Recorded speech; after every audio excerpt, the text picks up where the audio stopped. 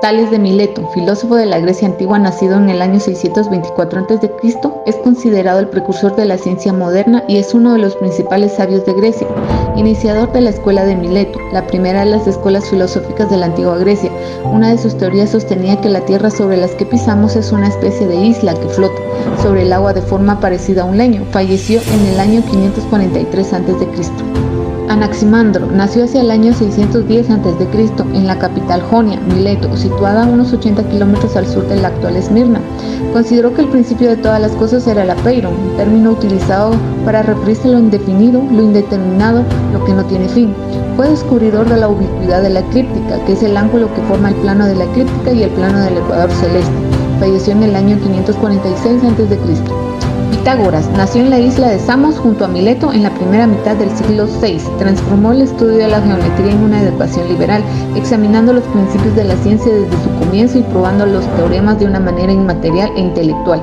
Él fue quien descubrió la teoría de los irracionales y la construcción de las figuras cósmicas y murió cerca del año 475 a.C.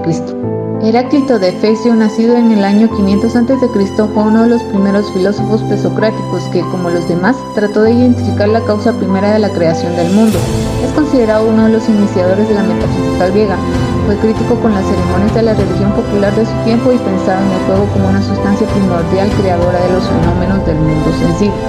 Murió en Efeso hacia el año 475 a.C. Genófanes de Colofón fue un importante filósofo griego fundador de la escuela heleática quien creó polémicas sobre el politeísmo y la concepción que tenían los griegos con respecto a los dioses.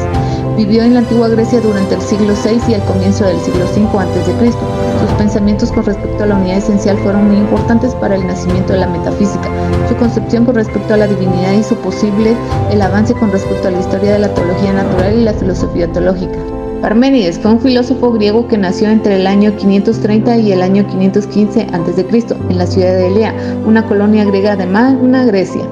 Considerado el padre de la metafísica occidental y fundador de la escuela heleática, sus principales reflexiones y enseñanzas han sido extraídas de su única obra escrita, un poema titulado Sobre la naturaleza.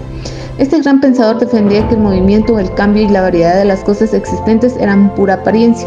Solo existía una realidad eterna, el ser. Empédocles, filósofo, estadista y poeta griego considerado iniciador de la escuela atomista, nació en el año 495 a.C. en Agrigento, Grecia. Es autor de una teoría sobre el origen del mundo material llamado teoría de los cuatro elementos, fuego, aire, agua y tierra. Además postuló que los mismos están relacionados a través del amor, eros y el odio, polemos, que serían los principales de atracción y repulsión que denominan alternativamente el curso del universo, un ciclo siempre repetido. Anaxágoras nació en el año 500 a.C. en Clazomenae, filósofo griego considerado el primer filósofo pluralista establecido en Atenas. Tal fue su dedicación por las ciencias que, a pesar de provenir de una familia acomodada, renunció a todas las riquezas y dedicó su vida a adquirir e impartir conocimientos. Afirmó que la luna no producía luz, sino que reflejaba la del sol. Afirmó que el sol era una masa de metal fundida y se le atribuye la explicación de los eclipses. Protágoras de Abdera nació probablemente en el año 485 a.C. en Abdera, Tracia, considerado como uno de los sofistas griegos más famosos, conocido por su trabajo sobre retórica y ética. Se le atribuye la célebre frase «El hombre es la medida de todas las cosas», que resume su visión relativista de la realidad. Según Protágoras, todo lo que podemos conocer está sesgado por nuestra propia perspectiva, lo que significa que la verdad es subjetiva. Sócrates, considerado uno de los más importantes filósofos de la historia, nació en el año 470 a.C. en el Opesiamburgo de Atenas, un filósofo griego de la antigüedad considerado como uno de los fundadores de la filosofía occidental. Yo solo sé que no sé nada. Fue acusado en el año 399 a.C. de despreciar a los dioses del Estado y de introducir nuevas deidades, también de corromper la moral de la juventud alejándola de los principios de la democracia, y se le confundió con los sofistas. Platón nació en el año 427 a.C. en Atenas, discípulo de Sócrates y maestro de Aristóteles, y más tarde fundó su propia escuela, la Academia de Atenas.